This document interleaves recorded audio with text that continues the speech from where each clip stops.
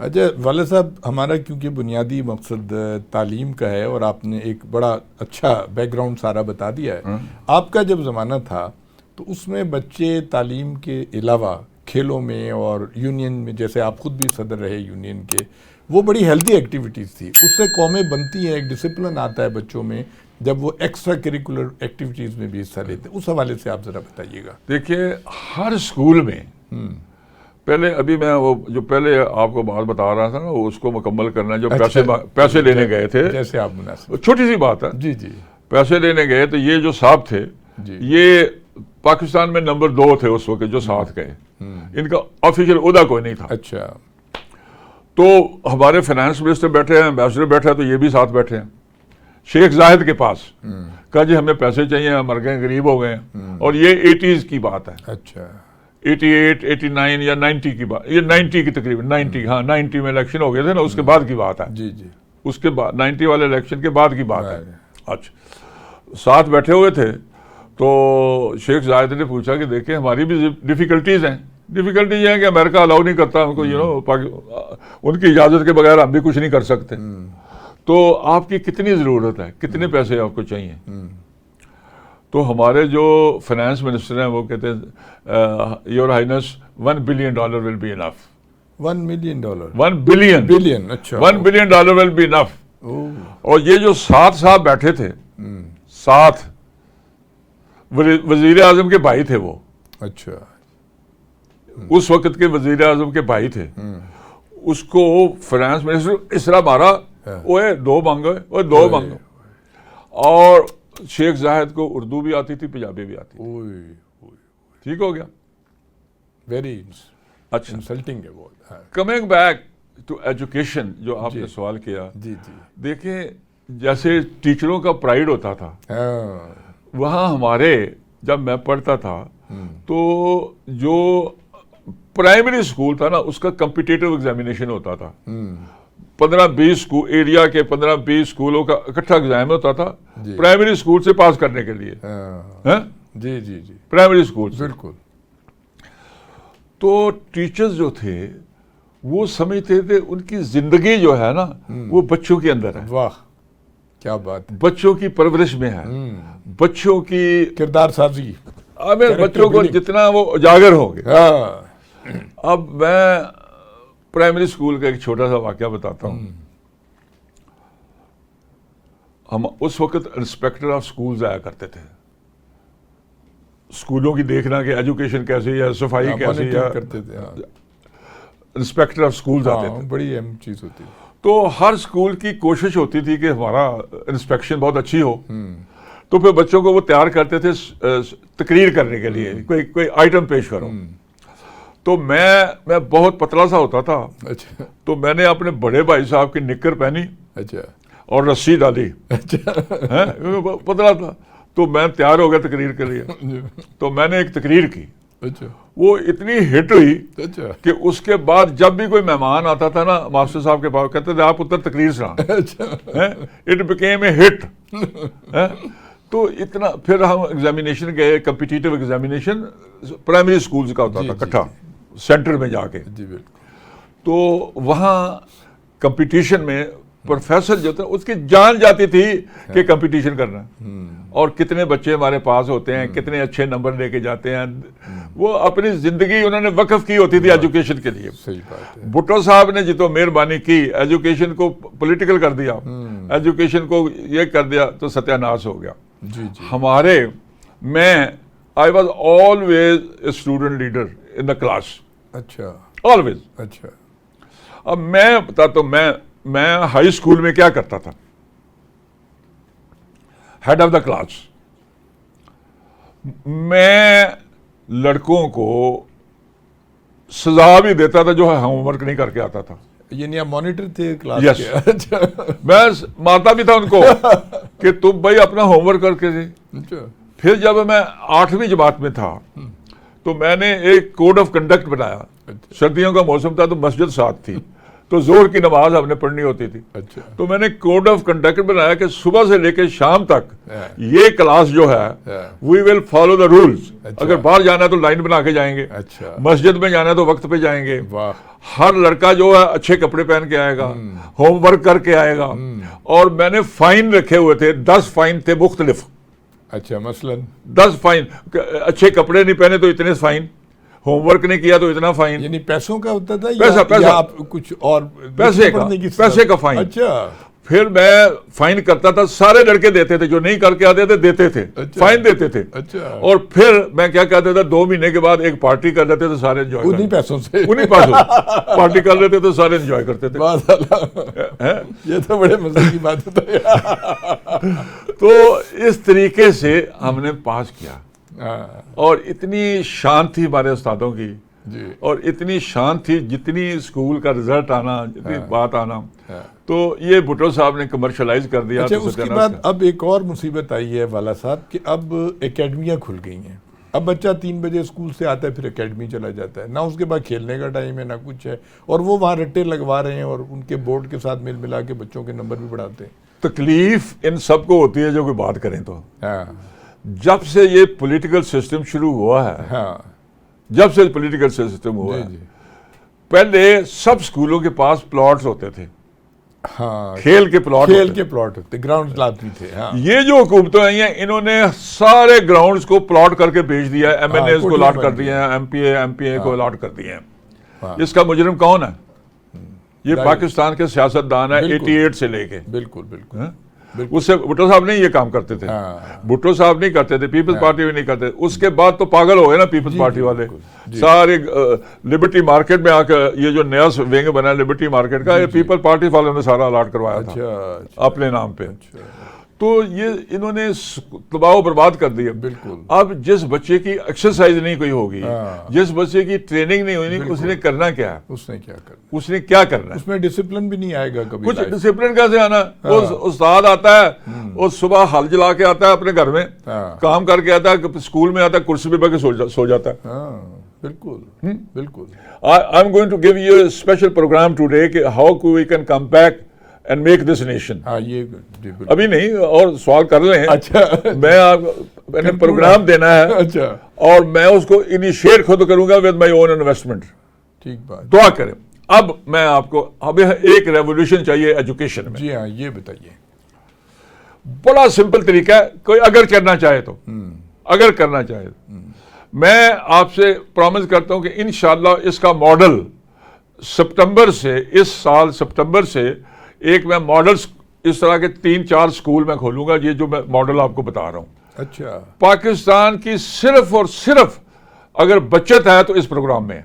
वाह। और इसमें कोई बड़ी बात नहीं है इसको इंप्लीमेंट करना, लेकिन अगर ये कहें कि हमें एजुकेशन की बात ना, इलेक्शन की बात बताओ, तो फिर तो। अच्छा, आप उसके जरा सेलिएंट फीचर बताइए ना जो आप। उसका सेलिएंट फ्यूचर ये शुरू होता है कि हर गांव में अब कोई ना कोई बच्ची मैट्रिक, एफए और बीए हैं हर गांव में, मुझे पता है गांव में। हाँ, बिल्कुल है। बेसिक ये है कि क्लास 1 से लेके क्लास 5 तक only ladies will teach the students. यानी चाहे लड़के हों लड़की हों, दोनों को, चाहे लड़के हों, सब लड़कियां को एजुकेशन को भी वो। हाँ, वो कौन से बच्चे 5-10 साल के बच्चे को एजुकेशन की क्या बात है? कोई फर्क नहीं पड़ता। ठीक बात है। और लेडीज पढ़ाए। अच्छा। लेडीज पढ़ाए, उनको जॉब दें, गांव की लेडी को जॉब दें, उसी गांव की। वो एक और नहीं तो मस्जिद should be centre of education. मस्जिद तो हर गांव में है, मस्जिद हर घरों में है। तो क्लास जो है सुबह 9 से लेके 1 बजे तक नमाज होती है जोहर की। जी जी। वो उतने क्लास रह जाने छोटे बच्चों को, क्लास 1 से लेके 5 तक। वो गांव की बच्चियां, बेटियां जो हैं, एजुकेटेड बेटियां हैं, उनको दें 25-25 हज़ार तनख्वाह। अच्छा। 25-25 हज़ार उनको तनख्वाह दें, हर गांव में 2 या 3 टीचर कर दें। अच्छा। उनको कहें कि आपने इस गांव के बच्चों को 1 से 5 क्लास तक पढ़ाना है। ठीक है। ठीक है। This is the only way to bring about a revolution. बड़ी बात है।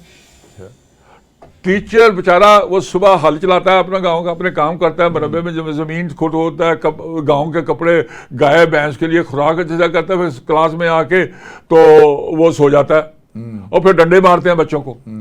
अगर औरत होगी तो बच्चे डंडे नहीं मारेंगे। अच्छा, औरतें, एक कल्चर बदल जाएगा हमारा, यानी पोलाइटनेस आ जाएगी। बिल्कुल पोलाइटनेस होना चाहिए। आजकल औरतों ने कोई माशाल्लाह पिछले 2-3 साल में हमारे कल्चर को बहुत ही बेड़ा गर्क कर दिया चंद औरतों ने। पर चलो अब करेक्शन की तरफ ही तो जाना है ना। तो हर गांव में और कंप्यूटराइज्ड है, हर गांव का डेटा इकट्ठा करें। अच्छा, उनको टीचर बनाएं, गुड, पढ़ी हुई बेटियों को टीचर बनाएं और उनको कहें जी इस गांव के या साथ वाले गांव के भी ये जितने भी बच्चे हैं उनका डेटा इकट्ठा करें कि कौन बच्चे हैं जो हम पाकिस्तान में maximum drop out 85% primary school में होता है। बिल्कुल बिल्कुल खत्म हो गया ना, जो बिल्कुल ड्रॉप आउट खत्म हो गया ना आपका। आपको कोई मेहनत नहीं करनी पड़ती, मस्जिद में पढ़ाएं। अच्छा, मस्जिद बिल्डिंग का कोई प्रॉब्लम नहीं, कोई बिल्डिंग का प्रॉब्लम नहीं है। हाँ बिल्कुल, वो जो बेटियां एजुकेटेड हैं वो अपने बच्चों को पढ़ाएंगी हैं, और 1 से लेके 5 तक तो हर बच्चा पढ़ जाएगा ना। फिर सोर्स ऑफ इनकम भी हो जाएगा उनका सोर्स ऑफ इनकम हो जाएगा। तो और जो बच्चा 5 क्लास तक पढ़ा है ना, वो कोई ना कोई जॉब भी कर लेगा। बिल्कुल कर लेगा। अगर वो ड्रॉप आउट होगा ना तो फिर वो पढ़ा लिखा ड्रॉप आउट होगा। बिल्कुल बिल्कुल बिल्कुल, बेस बन जाएगी उसकी, बेस उसकी बन जाएगी। बेस बड़ी स्ट्रॉन्ग बेस बनेगी उसकी, बहुत जबरदस्त होगी। ये कोई बहुत अच्छा प्रोग्राम है। If I have to do it I will do it tomorrow. अच्छा अच्छा, कोई प्रॉब्लम नहीं यार। क्या है 50 साल क्या करेंगे? 50,000 रुपया 2 बच्चियों को तनख्वाहें दें, उनकी भी फैमिली सुधर जाए, गांव की माएँ बहनें उनसे मशवरा करके भी आ जाएं, गांव का कल्चर ही बदल जाएगा। बिल्कुल बदल जाएगा, गांव का कल्चर बदल जाएगा, बच्चों का कल्चर बदल जाएगा, हमारा फ्यूचर बदल जाएगा। बिल्कुल, बहुत अच्छी बात की है डॉक्टर साहब, कमाल। आप इसका कोई मॉडल शुरू करने वाले हैं? अब इंशाल्लाह सितंबर में अच्छा, हम 3 या 4 अपने एरिया में इस्लामाबाद मोटरवे पे, अच्छा मोटरवे पे वो 3-4 स्कूल हम बनाएंगे। अच्छा, we will finance the ladies in the house the village. अच्छा, and we will tell them कि ये बच्चों को पढ़ाना शुरू कर दें। गुड, उनका डेटा भी इकट्ठा करना शुरू कर देंगे। अच्छा, एंड कर देंगे, मॉडल बना के लोगों को दिखा देंगे। वाह, बहुत अच्छी तजवीज़। And we will pay them, we will pay the. आप अपनी तरफ से करेंगे? पहले हम खुद इनिशिएट आप करेंगे? अच्छा, हाँ। तो अब तो माशाल्लाह अगर कोई अमीर तरीन क्लास है तो वो हमारे सियासतदान है, तो इनको कहेंगे मेहरबानी करो स्कूल ही फाइनेंस कर दो, पूरे मुल्क में ये स्कूल ही फाइनेंस कर दो। लेकिन ये वो कहते हैं अगर पढ़ गए, बलूचिस्तान में पढ़ने क्यों नहीं देते लोग कि अगर पढ़ गए तो हमारे लिए मुसीबत बन जाएंगे। इसलिए सियासतदान किसी को पढ़ने के लिए नहीं, किसी की बेहतरी नहीं सोचता, अपने अलावा हाँ वो सोलर पैनल लगाए या वो अपने बिल्लू नू तैयार करन अगली हुकूमत वास्ते, जो भी मर्जा है, लेकिन they are not interested in the well being of the people. This is a program, बहुत अच्छा प्रोग्राम, जिससे आप सबको कर। अच्छा, उसके बाद जी माशाल्लाह माशाल्लाह 5वीं से लेके 8वीं तक, अच्छा, we must introduce basic trades. अच्छा, लकड़ी का काम, लोहे का काम, लकड़ी का काम, यानी technical computer training, basic technical education should be introduce from class 6 to 8। हाँ, बहुत अच्छा है, ठीक है ठीक है, उससे कोई फर्क नहीं पड़ता। देयर आर मॉडल्स अवेलेबल, अच्छा, there are models available in Pakistan जो ये काम करते हैं। जी जी। अच्छा, अब ड्रॉप आउट होगा 8वीं के बाद, लेकिन वो बच्चा जो है ट्रेंड बच्चा निकलेगा वहां से, वो बच्चा चेंज होकर निकलेगा, उसके अंदर वो जॉब भी कर लेगा, वो मिस्त्री का काम भी कर लेगा, पढ़ा लिखा मिस्त्री बन जाएगा, वो उसकी जिंदगी होगी, अपने बच्चों का ख्याल करेगा, अपने माँ बाप का ख्याल करेगा, अपनी सोसाइटी का ख्याल करेगा, बिल्कुल करेगा, और उसकी अच्छी खासी अर्निंग होगी। आज तो उसकी छोटे से छोटे काम के लिए बहुत अच्छे 40-50 हज़ार रुपए तो कोई बात ही नहीं, बात ही कोई नहीं है। नलका ठीक करने वाला जो है वो सिर्फ विजिट के 200 रुपए। आजकल तो नलके ठीक करने वाले और ड्राइवर जो है ना, वो एम्पोरियम में जाते हैं। सही बात, बाकी मिडिल क्लास तो जा ही नहीं सकती, नहीं जा सकती, सही बात है। एम्पोरियम में वही जाते हैं, बिल्कुल सही बात, because they are earning with their own hands, बहुत पैसे है। और इससे 5वीं के बाद भी बच्चे जो है ना, जो नहीं पढ़ सकते आगे, डेफिशिएंसीज भी तो होती है ना, वो भी ठीक हो, उनको भी कोई ना कोई जॉब मिल जाएगा घरों में। जी, बहुत अच्छा है। घर में मिस्त्री के पास क्योंकि जब वो 5वीं क्लास करेगा तो 10 साल का होगा। 10 साल का बच्चा तो जवान होता है आजकल। बिल्कुल। तो वो they will be able to earn their own money to live. बहुत अच्छी तजवीज़ है। अच्छा डॉक्टर साहब, और उसके बाद जी फरमाइए। 8वीं, जी, फिर 8वीं के बाद छंटी हो जाएगी। फिर 3 साल का कोर्स होना चाहिए, जो अमेरिकन सिस्टम है ना, 3 साल। अच्छा। 2 साल नहीं, 3 साल का। अच्छा। 3 साल के बाद इंटरमीडिएट डिग्री मिलनी चाहिए 3 साल के बाद। अच्छा। उसमें फिर हायर टेक्निकल एजुकेशन साथ साथ हो। अच्छा। German model. अच्छा। जर्मन मॉडल हो, अब अवेलेबल है कोर्स मॉडल। कहते हैं पहले 6ठी क्लास से लेके 8वीं क्लास तक बेसिक टेक्निकल एजुकेशन। हाँ। उसके बाद 9th लेके 11 3 साल जो है, उसमें कंप्यूटर एजुकेशन। अच्छा। Computer education. तो जो हमारे बच्चे स्कूल से निकले, they should be computer trained people होंगे। हाँ, वाह, कंप्यूटर ट्रेन्ड पीपल। बहुत अच्छी बात। ये सिस्टम आप इंट्रोड्यूस करें। हाँ। और उसके बाद कोई जो 2-3% लोग हैं जिन्होंने मास्टर्स या पीएचडी करनी है वो करें। हम हर साल 70-75 हजार यूजलेस बंदे ग्रेजुएट कर देते हैं। वाह। इसके अलावा मदरसों से जो बच्चे निकल रहे हैं वो बेचारे कोई काम नहीं, नहीं किसी सब करने वाला है। हाँ। सब, कोई पूछने वाला नहीं है। कोई पूछने वाला। इसमें ओनरशिप आ जाएगी। हर बच्चा विल ओन दिस कंट्री। हर बच्चा विल कंटिन्यू दिस कंट्री। हर बच्चा अपने आप को सफास रखेगा, नमाज पढ़ेगा, लर्निंग करेगा, मेथड करेगा, कोई सिविलाइजेशन सीखेगा। बहुत अच्छी बात है। और उसके बाद वो जाएं, मास्टर्स भी करें, पीएचडी भी करें। लेकिन कोई बेस तो बनाए। बेस बनेगी। बिल्कुल। और इसके लिए कोई बिल्डिंग की जरूरत नहीं है, दानिश स्कूल बनाने की जरूरत नहीं है। There is no need. Masjid is our centre. मस्जिद में पढ़ाएं और उनको ग्रेजुएट। ठीक है डॉक्टर साहब, क्योंकि वक्त ख़त्म हो रहा है तो आखिर में मैं अपने तलबा और तालबात को ये बताऊंगा कि डॉक्टर साहब का शुमार पाकिस्तान के मोहसिनों में होता है, क्योंकि पाकिस्तान को नाकाबिल तस्खीर जो बनाया है दिफाई लिहाज से, उसमें हमारे डॉक्टर वाला साहब का बहुत बड़ा कंट्रीब्यूशन है। डॉक्टर साहब, मुख्तसरन आप ये बता दीजिए कि ये जो हमारा न्यूक्लियर प्रोग्राम जो हो रहा था, इसमें आपने क्या रोल प्ले किया था बेसिक? देखिए जी, जून 76 को आपको पता है, अप्रैल 76 में इंडिया ने किया एक पहला तजर्बा किए थे। हाँ। तो we had to match it. And Bhutto sahab, emotional man like Bhutto साहब वाज द प्राइम मिनिस्टर। ठीक है। उन्होंने कहा कि we must have a bomb, the Islamic bomb, even if we have to eat grass. ठीक है। ओके। सो उन्होंने फटाफट, और कुदरत ने, हमारी मदद हमेशा अल्लाह ने करनी है, क्योंकि पाकिस्तान अल्लाह और अल्लाह के रसूल की रजा के साथ बना है। बेशक।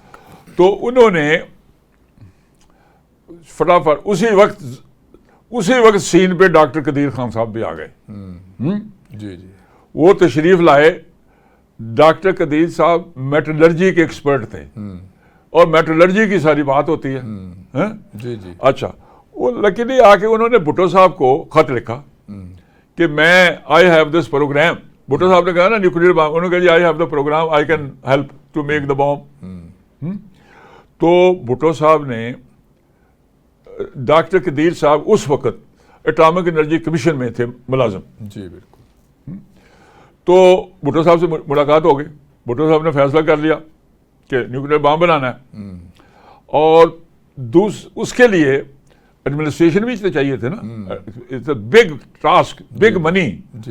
तो डॉक्टर कदीर साहब साइंस के, मतलब टेक्नोलॉजी के मास्टर थे, तो कोई एडमिनिस्ट्रेटर भी तो चाहिए थे ना। तो एडमिनिस्ट्रेटर से सिलेक्ट हुए ब्रिगेडियर जाहिद अली अकबर। अच्छा, ये जो वापडा के वापडा is a different story, but अच्छा, बाद में वापडा के वो चेयरमैन बने। तो मैं ये हल्फिया कह सकता हूं कि अगर ब्रिगेडियर जाहिद अली अकबर कहूटा के पहले डीजी ना होते तो न्यूक्लियर बॉम्ब नहीं बनता। अच्छा, इतनी अहम उनकी वो है। अच्छा, देखिए, what is power, what is power. आपने उसकी, मैं बताता हूं, अपना बताइए जरा। Power is power to sign on the cheque. ठीक है। And Zahid Ali Akbar sahab was the man who could sign on any amount of cheque. अच्छा, ठीक है।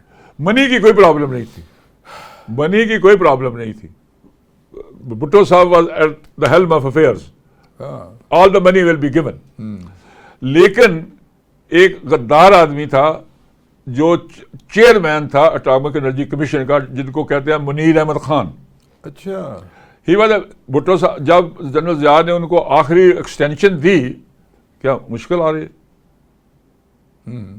आप मुश्किल मुझे देख रहे हैं ना इधर? वो टाइम की बात, उनको 2 मिनट यार गल कर दें, 2 मिनट और जी जी आप करें, बिल्कुल। अच्छा, तो वो जब आखिरी एक्सटेंशन दी उसको, मुनीर अहमद खान को, अगर मुनीर अहमद खान होता तो कभी न्यूक्लियर प्रोग्राम ना बनता। अच्छा, ही वॉज एन एजेंट अरे ऑफ CIA।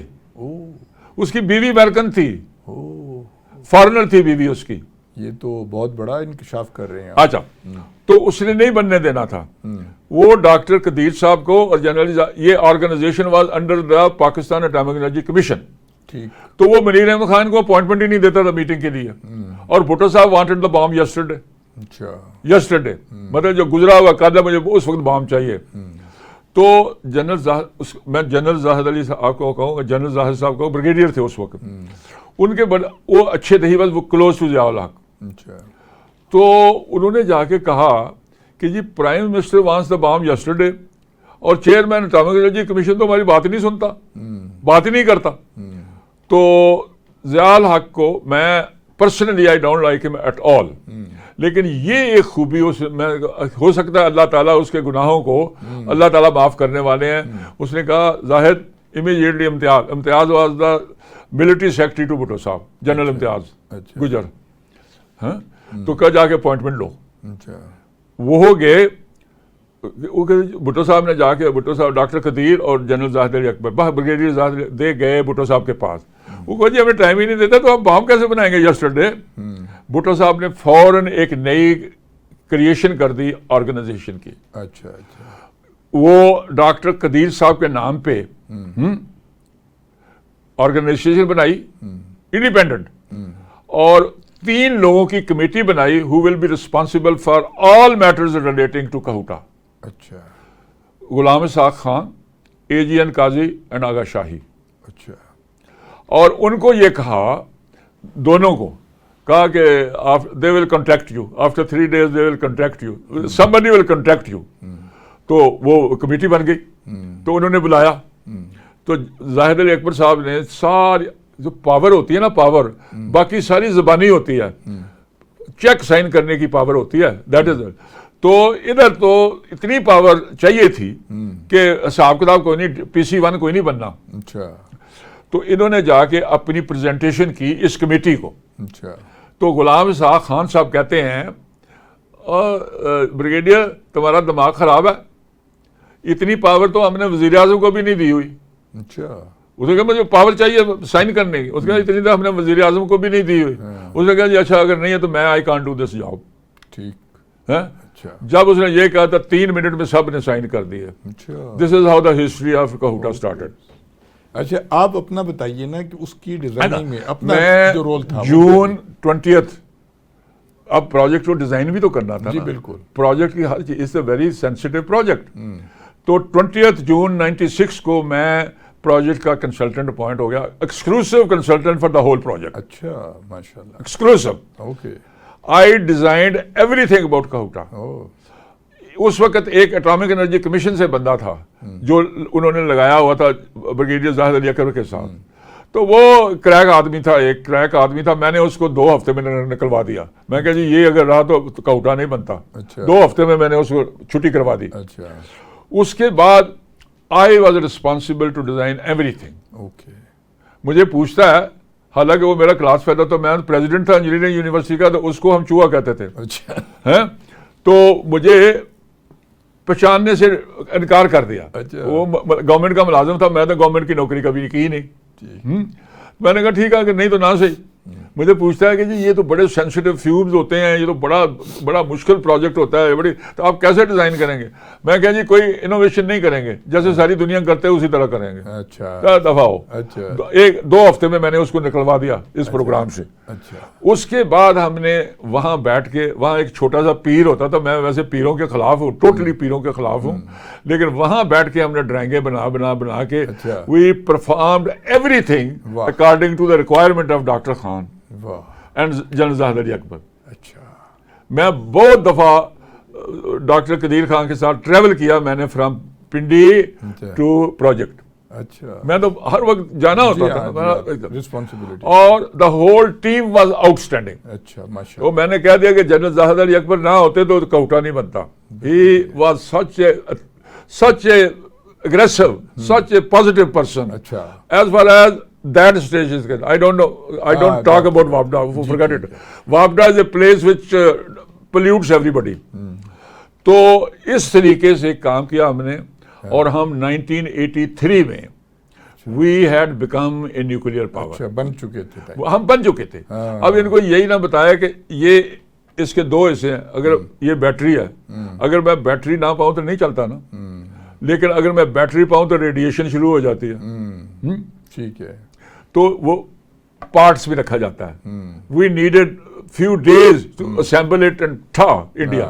ठीक, अच्छा, तो ये जो यौम तकबीर है ना, ये चक्कर है, एम फ्रॉड है।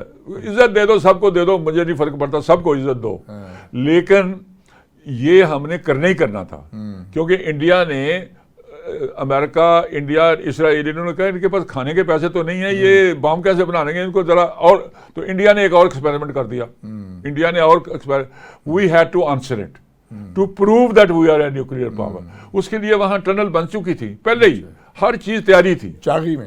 चागी में हर चीज पहले ही तैयार थी, ऑलरेडी थी। ये जो समरकंद मुबारक है ना, इसका काम था तारे लगाना रेडिएशन में करने के लिए। और सारा फ्रॉड करता है, सारा फ्रॉड करता है। मैं न्यूक्लियर पावर हूँ, तो जस्ट बिल्कुल फ्रॉड। जैसे इसने वो थर का फ्रॉड करने लगे था, बेड़ा गर्क करने लगा था। ये जो रेकोडेक का प्रोजेक्ट है, इसने तबाह किया है। समरकंद मुबारक ने बड़े बड़े मेहरबानियां की हैं पाकिस्तान पे। तो ये अल्लाह ताला ने किया। 83 में we were a nuclear power. All arrangements have to done to do the experiment whenever we need at Chagai. ठीक है। तो इट सो हैपेंड कि मियां नवाज शरीफ साहब was the prime minister at that time. अगर जनेजो साहब होते तो वो भी करते, अगर जतोई साहब होते वो ही करते। फैसला was made, decision was taken at GHQ. The time is now, and we did it, and we are a nuclear power, and I am proud that अल्लाह ताला ने मुझे मौका दिया कि इस प्रोजेक्ट को पूरा डिजाइन करके तकमील करके सलाम कर दे। माशाल्लाह।